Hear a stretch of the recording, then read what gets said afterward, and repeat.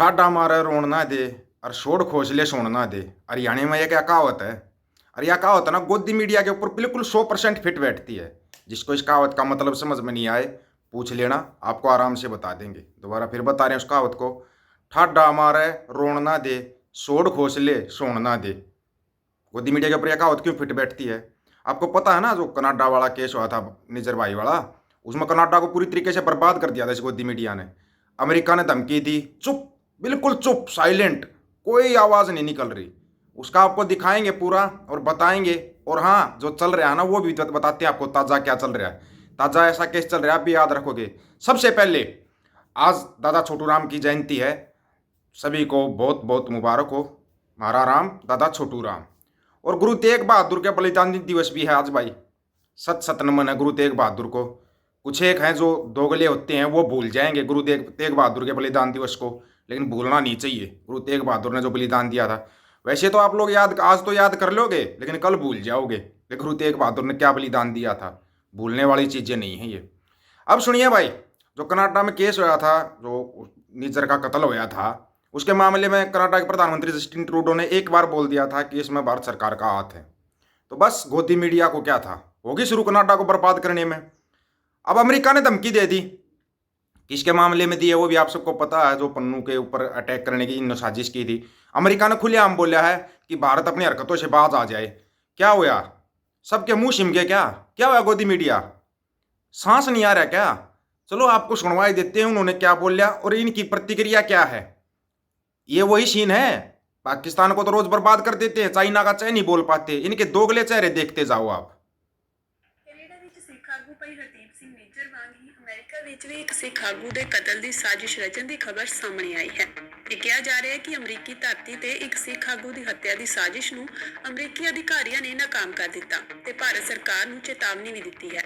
ਇੱਕ ਰਿਪੋਰਟ ਦੇ ਅਨੁਸਾਰ ਅਧਿਕਾਰੀਆਂ ਨੇ ਇਹ ਸਾਜ਼ਿਸ਼ ਵਿੱਚ ਸ਼ੱਕੀ ਸ਼ਮੂਲੀਅਤ ਲਈ ਭਾਰਤ ਸਰਕਾਰ ਨੂੰ ਚੇਤਾਵਨੀ ਭੇਜੀ ਹੈ।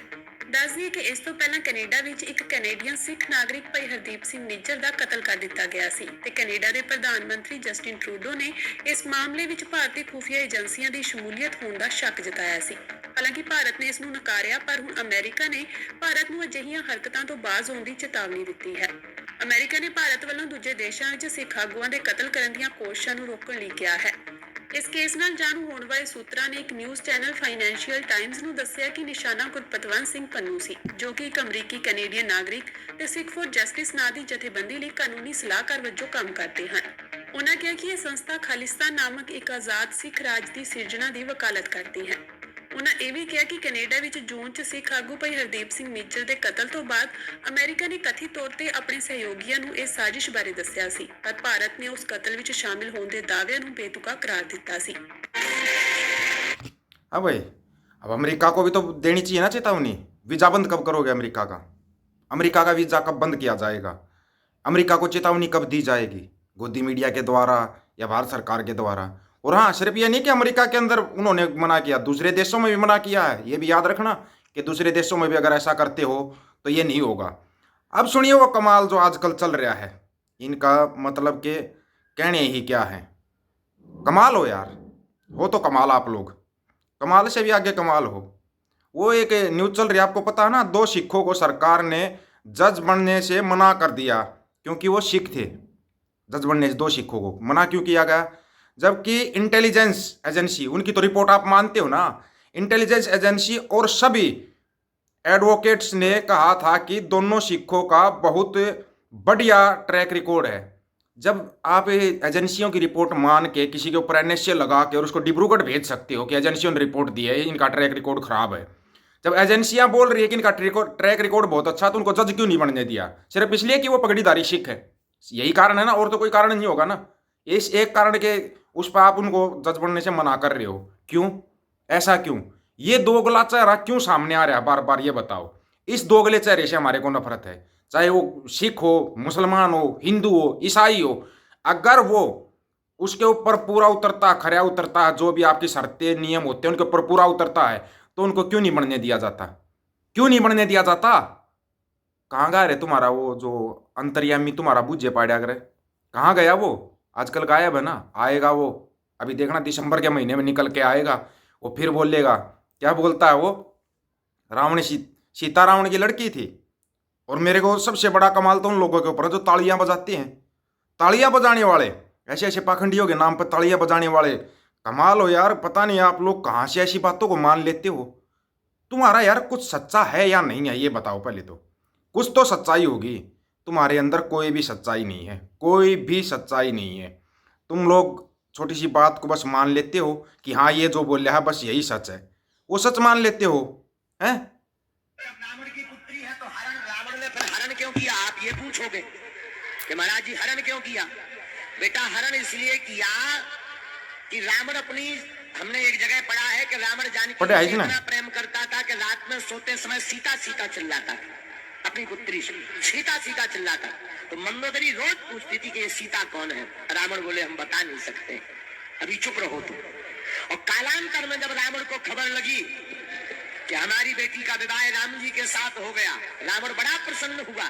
और जब उसे दोबारा पता लगा कि हमारी बेटी को, बेटी के पति को वनवास मिल गया, तो रावण को बड़ा क्रुद्ध हुआ कि हमारी बेटी सुकुमारी, हम लंका के राजा हैं और पिता इतना बड़ा है और बेटी बन बन भटके। तो रावण अपनी बेटी के उस दुख को नहीं देख पाया, छल करके अपनी बेटी को लंका में इसलिए लाया ताकि यहाँ सुखमनी से रहे और 14 वर्ष का वनवास हो जाए। बस तालियां बजाना शुरू कर देते हो। कोई इस पाखंडी से पूछता है कि कोई अपनी बेटी से विवाह करता है क्या? ये है क्या तुम्हारा हिंदू धर्म? अपनी सगी बेटी से विवाह कर रहा था क्या रावण? ये ढोंगी ऐसी ऐसी बातें बोलते हो और आप इनको मान लेते हो। इनसे बड़ी पाखंडी वो गोदी मीडिया है जो इनको चढ़ाती है। कोई किसी को भी गोदी मीडिया अचानक हाईलाइट करते हैं ना। आपको पता ना हरियाणा में एक आया था, ओ यादव यादव एलिवी से हैं, मुख्यमंत्री साहब मनोहर लाल खट्टर साहब उसके साथ फोटो खिंचवा रहे थे, स्टेज बजा रहे थे। अब क्यों नहीं जा रहे मुख्यमंत्री साहब? वो ड्रग्स के केस में फंसा हुआ है, बच नहीं सकता। ये जो सांप सूप पकड़ते हैं ना, सांपों से जो ड्रग्स बनता है, उस केस में फंसा हुआ है। उसके ऊपर तो एक नहीं हजारों लगने चाहिए। अभी तक वो जेल में क्यों नहीं गया? उसके ऊपर एनएसए क्यों नहीं लगा? अभी तक क्यों नहीं जा रहा वो जेल के अंदर? वो एलिवी यादव क्यों नहीं गया? क्योंकि खट्टर साहब के साथ में फोटो थे। उनके ऊपर एनएसए नहीं लगेगा क्या? नू वालों के ऊपर एनएसए लग गया? नहीं लगा। ये एनएसए सिर्फ सिखों के लिए है। जाटा पर देशद्रोह का लग गया करे, बता देते हैं। सिखा पर एनएसए, जाटा पर देशद्रोह। बाकी वाले ऐश करो, कितने चाहे बलात्कार करो, चोरी करो, डकैती करो, तुम लोग बाहर आ जाओगे। फिर भाई जाटो क्यों पीछे रह रहे हो? बन जाओ अपना सिख, आओ अपने सिखी धर्म में, करो अपने 96 करोड़ पूरे। रिक्वेस्ट है भाई, ये नहीं करे हम कोई प्रेशर है, लेकिन रिक्वेस्ट है। जाट अगर जितने जल्दी समय में सिख बनेंगे ना, अपनी ताकत को उतना ही अपनी ताकत को बढ़ाएंगे। क्योंकि आपका पिछोकड़ सिक्खी के अंदर है। अपनी ताकत को बढ़ा लो, अपना सिख सज जाओ, और फिर देखते हैं क्या करेंगे। फिर करते ना, फिर टकराने का दम भी तुम्हारे अंदर है। तुम्हारी जो नस्ल है ना, ये टकराने का दम रखती है। तुम्हारी नस्ल से डरते हैं। ये अलग अलग करके मार रहे हैं। क्या सोच रहे हैं? सिखों को कर रहे हैं, मुसलमानों को कर रहे हैं। जाट जट जुट ये एक नस्ल है। इस नस्ल को अलग अलग करके तोड़ा जा रहा है, कभी जाटों के रूप में, कभी सिखों के रूप में, कभी मुस्लिमों के रूप में। एक हो जाओ। जिस दिन एक होगे उस दिन तुम दुनिया को झुका सकते हो। इतना ही कहना चाहेंगे। इस चीज़ को याद रखना। सभी साथियों को राम राम, नमस्कार, आदाब, सत श्री अकाल।